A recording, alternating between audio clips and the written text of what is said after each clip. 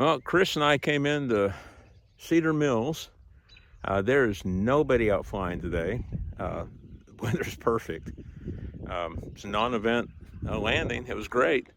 I just settled in and suddenly I was on the ground. It was great.